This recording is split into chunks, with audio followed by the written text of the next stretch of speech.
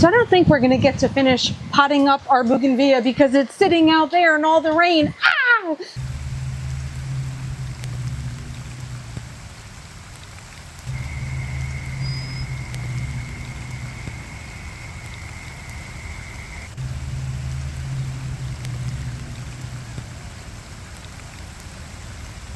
It has been raining and raining and raining. Now, I'm not really complaining about that though, because we needed the rain badly as we were sitting here in a drought. But this just means I couldn't get a lot of stuff done. So I'm kind of out here in between raindrops while the ground is soggy because I got stuff to do. Hi you guys, this is Nicole from My Carolina Garden. My garden is located in growing zone 8B and we are in southeastern North Carolina.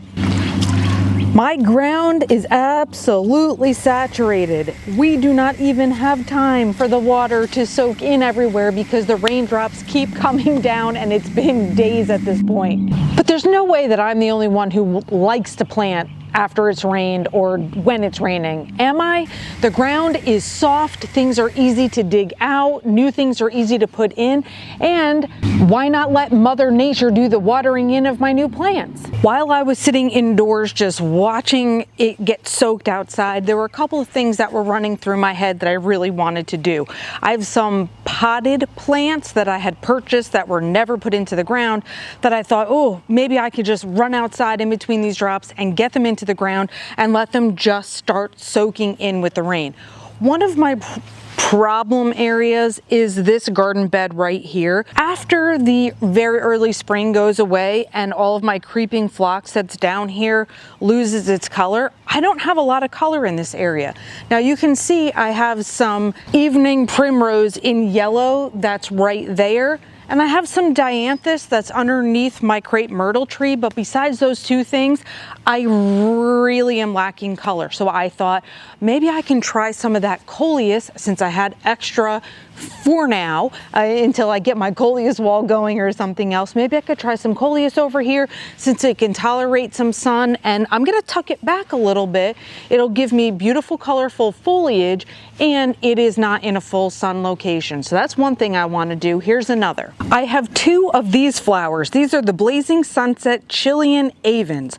This is a perennial and it is cold hardy zones 3 and up. So with the gorgeous orange color that I have here, I was thinking, since I have a little hole in my landscape here in the secret garden, maybe the orange would be awesome near this wave right here. So I have the wave painting with so much blue and green in it, and then just little hints of orange. I thought maybe that would be amazing to stick in the landscape there. And since I have two of them, I have one more kind of bare spot in the garden, secret garden down there. So I thought, let me get those two things in the ground and get some more color into the secret garden as well. Another thing that was on my mind was this painting.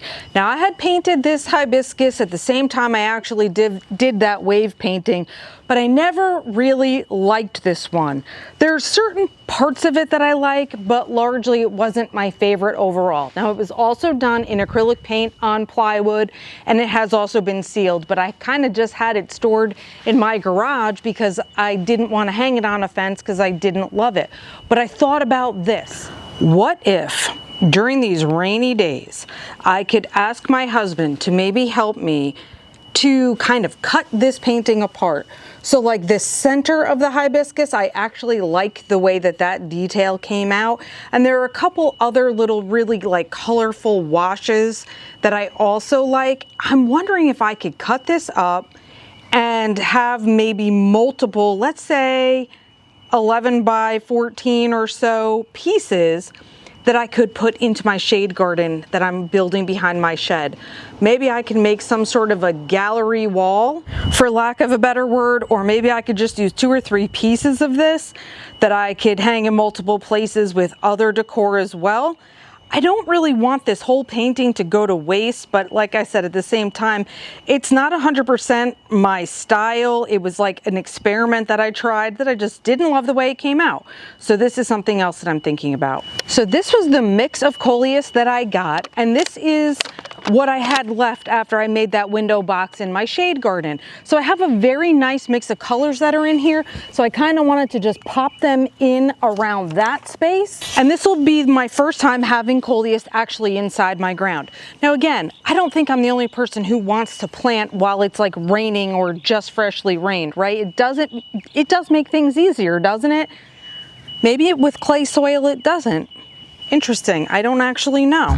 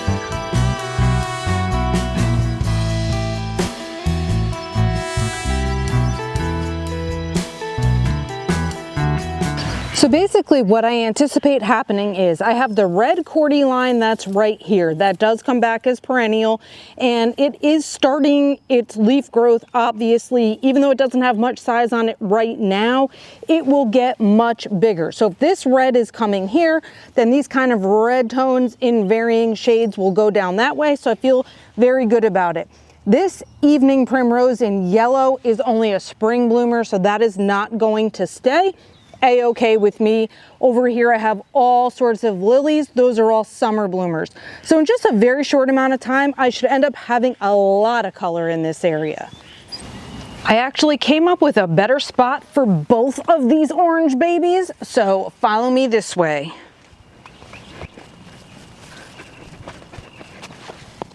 When I came down to this side of the secret garden, I was looking for a spot for just one of these, but it turned out my space over here was so big because I had a big pot here last year that I'm not going to use again this year. So I'm actually going to put both of my orange flowers here. And then I had a Mexican petunia that I got from a garden share, which doesn't look like much now, but from what I understand, they are pretty great spreaders. Now it will be a mystery as to what color is actually going to bloom.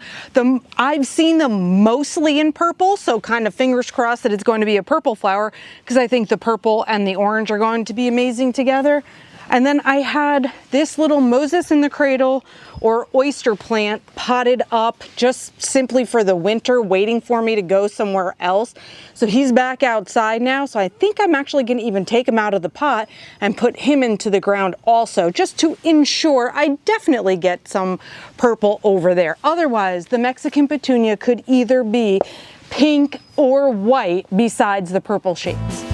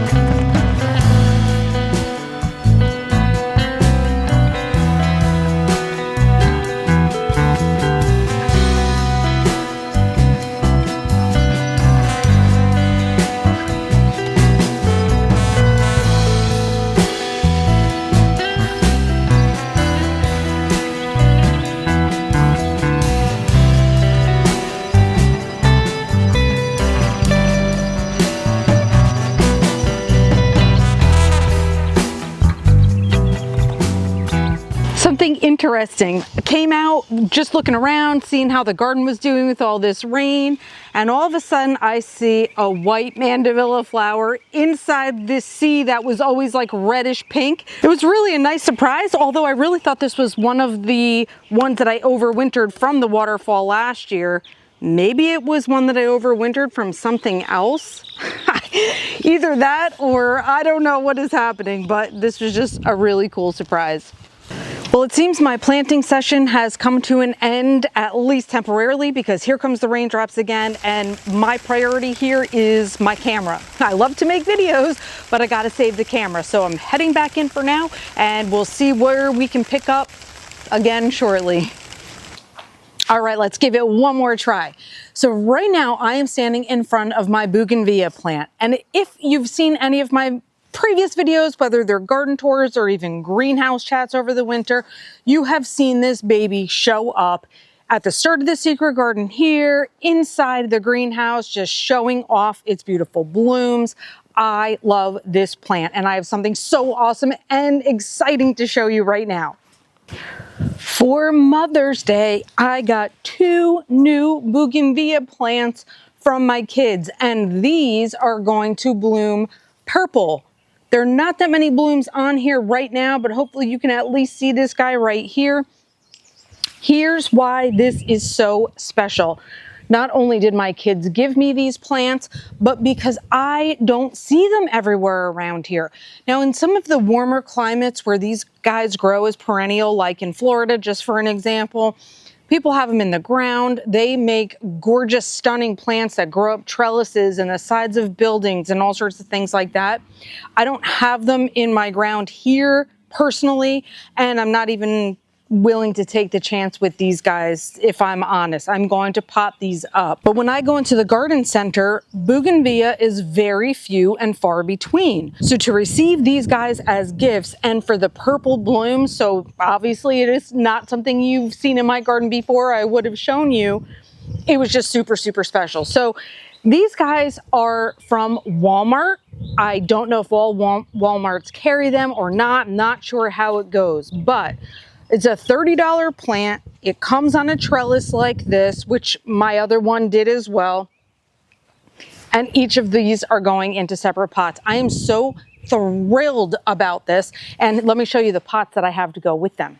I got these 2 stunning babies, and the reason why I really like these is because of the extra detail that's on the side of the pot. And my husband picked these up for me, and we went for a white selection on them since we have purple blooms over here. I didn't want to go with my standard aqua blue and stuff that you see happening all around the poolside. Again, I just thought, probably the white was going to be the best. I was not 100% sure if this pot size was going to be too big, but once I put this plant, even just sitting in here for size, no, I think it's going to be perfect.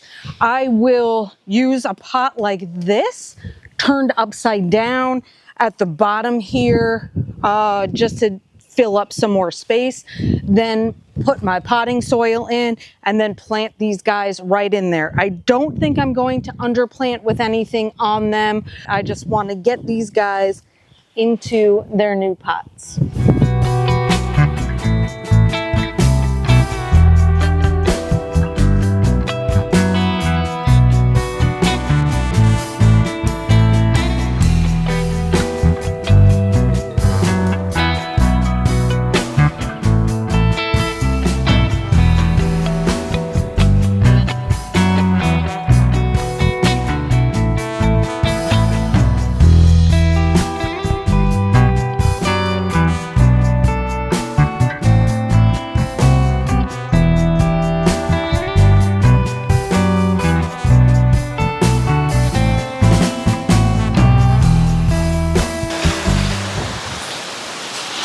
Here we go again. So this time the raindrops came fast and furious.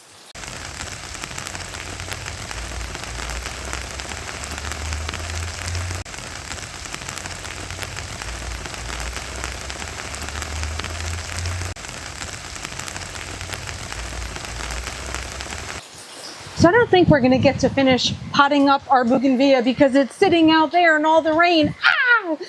But anyway, hopefully, like, I don't know, maybe there's a little bit of fun involved in planting in the rain here. And I guess it could have been worse. I could have been further from my house by the time the sky opened up.